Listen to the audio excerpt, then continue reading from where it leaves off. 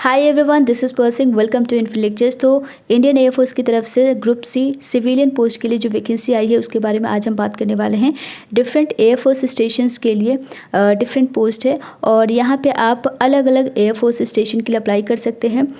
ये जो application form है इसे ऑफलाइन मोड में आपको फॉर्म फिल करना होता है, तो इसके लिए लिंक डिस्क्रिप्शन बॉक्स में है, वहाँ से आप डायरेक्ट डाउनलोड कर सकते हैं और उसका प्रिंट आउट निकाल के आप उस फॉर्म को फिल करने के बाद कुछ डॉक्यूमेंट्स अटैच करने होते हैं और फिर किसी भी पर्टिकुलर एयरफोर्स स्टेशन के लिए सेंड कर सकते हैं। तो ये आप पे है, आप मोर देन 1 एयरफोर्स स्टेशन के लिए अप्लाई कर सकते हैं। तो यहाँ पे पोस्ट गिवन है cook, mess staff, MTS, Hindi typist, house keeping staff. तो डिफरेंट एसेंशियल क्वालिफ़िकेशन है पर्टिकुलर पोस्ट के लिए, वो मैं आपको बताऊंगी। और यहाँ पे आप कैटेगरी वाइज वैकेंसी देख सकते हैं। यहाँ पे PW कैटेगरी में कुछ कैटेगराइजेशन दिया गया है, जो लोग PWD में आ सकते हैं तो ये आप यहाँ पे देख सकते हैं। एज लिमिट की बात करें तो 18 to 25 ईयर्स आपकी एज लिमिट रहेगी। लास्ट डेट जो एप्लीकेशन फॉर्म की है वो आपके कैलकुलेशन डेट रहेगी, उसके अकॉर्डिंग आप चेक कर सकते हैं कि आप एलिजिबल है या नहीं है। तो आपकी जो एप्लीकेशन है वो स्टार्ट हो चुकी है। लास्ट डेट रहेगी 7 सितंबर 2021, क्योंकि ये जो एप्लीकेशन स्टार्ट हुआ है उसके 30 दिन तक आपकी एप्लीकेशन ओपन रहती है, उसके बाद क्लोज होती है। सो 7 सितंबर आपकी लास्ट डेट रहेगी। एज रिलैक्सेशन आपको मिल जाएगा। OBC के लिए 3 साल, ST SC कैटेगरी के लिए 5 ईयर्स और PWD के लिए 10 ईयर्स। जो लोग PWD कैटेगरी में आते हैं, ST SC से बिलोंग करते हैं तो 15 ईयर्स आपको एज रिलैक्सेशन मिलता है और OBC के लिए टोटल 13 ईयर्स। एंड एक सर्विसमैन अगर कोई ऐसा है जो मिनिमम 6 मंथ्स तक रेगुलर या फिर कह सकते हैं कंटिन्यू सर्विस किया है आर्म्ड फोर्स में, तो वो भी अलाउ है यहाँ पे।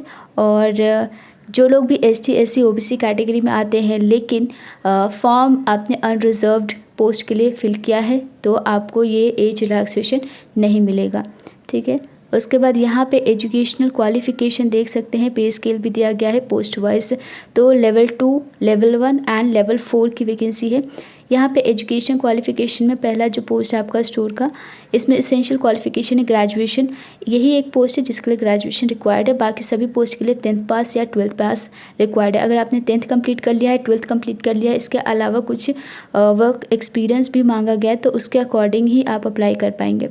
LDC पोस्ट के लिए अगर आप 12th पास आउट हो और हिंदी या इंग्लिश में से किसी भी लैंग्वेज में आपकी टाइपिंग स्पीड अच्छी है, मिनिमम जो टाइपिंग स्पीड होनी चाहिए हिंदी के लिए वो 30 वर्ड्स पर मिनट है और इंग्लिश के लिए 35 वर्ड्स पर मिनट से, तो इतना रिक्वायर्ड होता है LDC के लिए। और हिंदी टाइपिस्ट में हिंदी में भी आपका 30 वर्ड्स पर मिनट से टाइपिंग, तो भी आप अप्लाई कर सकते हैं एंड 12th पास होनी चाहिए।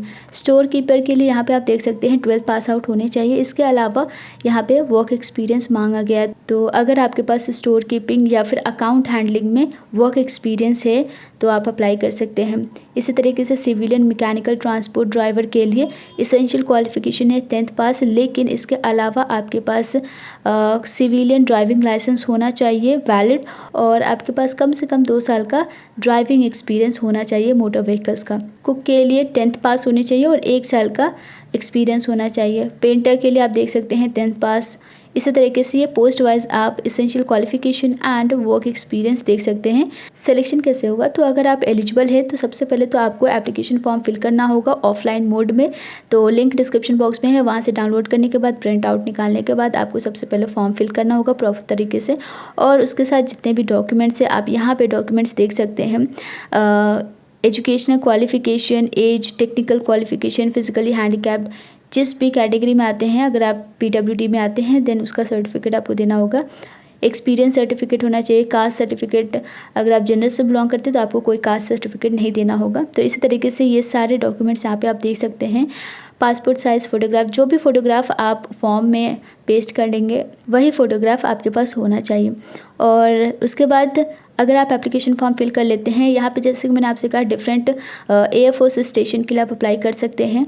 तो जैसे ही अप्लाई कर लेते हैं उसके बाद आपको शॉर्टलिस्ट किया जाता है एंड आपको एडमिट कार्ड के थ्रू बताया जाता है कि आपका रिटन एग्जामिनेशन कब होगा।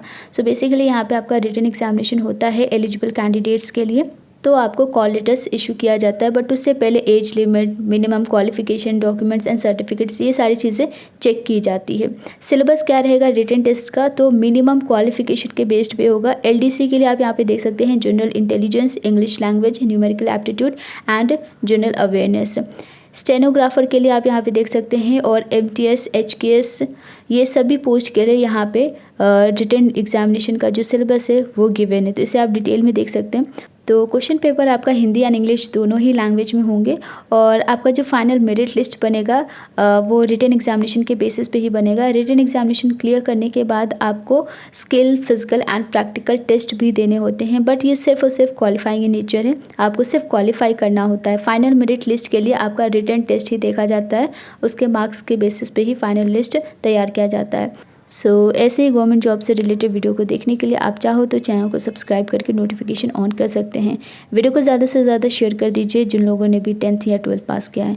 तो आज के लिए बस इतना ही। Thank you so much and take care.